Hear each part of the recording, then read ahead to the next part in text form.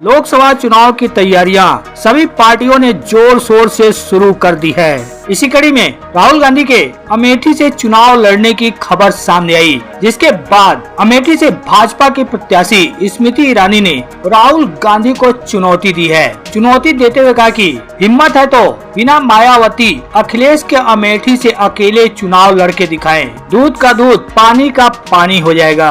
जो कहते हैं कि अमेठी गांधी खानदान का गढ़ है, अगर वाकई में उनके नेता में दम है तो बिना मायावती जी अखिलेश जी के सहारे के अकेले सिर्फ अमेठी से चुनाव लड़कर क्यों नहीं दिखाते? दूध का दूध पानी का पानी वही हो जाएगा। बता दें, लोकसभा चुनाव को लेकर सभी राजनीतिक दल अपने प्रत्याशियों की सूची को अंतिम रूप देने में लगे हैं। वहीं भारतीय जनता पार्टी ने उत्तर प्रदेश के 51 सीटों पर अपने उम्मीदवारों के नाम का ऐलान किया, जिसमें अमेठी सीट से स्मृति ईरानी का भी नाम शामिल है। वहीं समाजवादी पार्टी ने भी अपने 31 सीटों पर उम्मीदवारों का ऐलान कर चुकी है। खबरों के मुताबिक कांग्रेस पार्टी भी आजकल में प्रत्याशियों का ऐलान कर सकती है, लेकिन अमेठी में कांग्रेस उम्मीदवार को लेकर अभी भी संशय बना हुआ है। वहीं रायबरेली सीट को लेकर भी अब तक कुछ साफ नहीं हो पाया है, लेकिन कहा जा रहा है कि अमेठी के कांग्रेस जिला अध्यक्ष और प्रियंका गांधी के बीच मुलाकात हुई है, जिसके बाद अमेठी से एक बार फिर राहुल गांधी के चुनाव लड़ने की चर्चा तेज हो गई है। सूत्रों से मिली जानकारी के मुताबिक कांग्रेस जिला अध्यक्ष प्रदीप सिंघल की दिल्ली में प्रियंका गांधी से मुलाकात हुई। इस दौरान जिला अध्यक्ष ने कहा कि अमेठी में संशय की स्थिति है, लोग परेशान है कि यहाँ से कौन चुनाव लड़ेगा। इस पर प्रियंका गांधी ने जिला अध्यक्ष से कहा कि जाओ तैयारियां करो, अमेठी हमारा परिवार है, परिवार का रिश्ता कायम रहेगा। लोकसभा चुनाव में अमेठी जिसे उम्मीदवार के रूप में देखना चाहता है और चुनाव लड़वाना चाहता है, वही वहां से चुनाव लड़ेगा। अब इसके बाद से राहुल गांधी के अमेठी से चुनाव लड़ने के संकेत मिलने लगे। प्रियंका गांधी ने खुद संकेतों में अमेठी से राहुल गांधी के चुनाव लड़ने की बात कही। इसके बाद बुधवार को जिला अध्यक्ष अमेठी पहुंचे लोगों को उन्होंने यह बात बताई। राहुल गांधी के चुनाव लड़ने की सुगबुगाहट मिलते ही कांग्रेस कार्यकर्ताओं और पदाधिकारियों में खुशी की लहर है।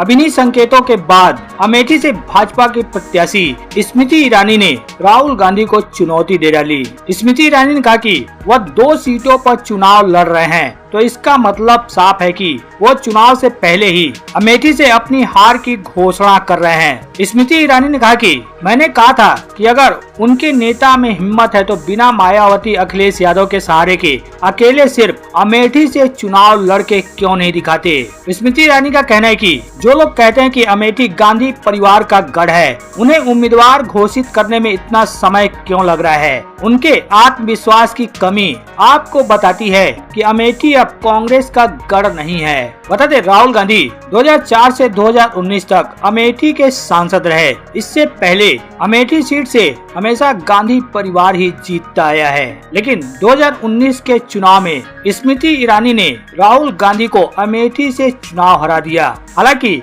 राहुल गांधी ने अमेठी के अलावा केरल के वायनाड सीट से भी चुनाव लड़ा था और वायनाड से राहुल गांधी ने जीत दर्ज की थी। अब इस बार राहुल गांधी अमेठी से चुनाव लड़ते हैं या नहीं, यह देखना काफी दिलचस्प होगा। लेकिन सोनिया गांधी के कारण खाली हुई गांधी परिवार की परंपरागत सीट रायबरेली से प्रियंका गांधी के चुनाव लड़ने की चर्चा तेज हो गई है। कहा जा रहा है कि प्रियंका गांधी वाड्रा के चुनावी राजनीति में पर्दापड़ करने की संभावना है। कांग्रेस केंद्रीय चुनाव समिति की बैठक से पहले ही पार्टी हलकों में यह चर्चा जोरों पर है कि दोनों भाई बहन पारंपरिक गढ़ों को जीतने के प्रयास में सबसे अच्छे विकल्प हैं। हालांकि कांग्रेस की लीडरशिप ने कुछ भी पुष्टि नहीं की है। हालांकि वहीं दूसरी तरफ इससे पहले ये भी चर्चा थी कि प्रियंका गांधी अगर चुनावी मैदान में आती हैं तो उन्हें कर्नाटक के किसी सीट से चुनावी मैदान में उतारा जा सकता है और राहुल गांधी तेलंगाना के किसी सीट से चुनाव लड़ सकते हैं। हालांकि प्रत्याशियों के चयन को लेकर कांग्रेस की बैठक चल रही है। माना जा रहा है कि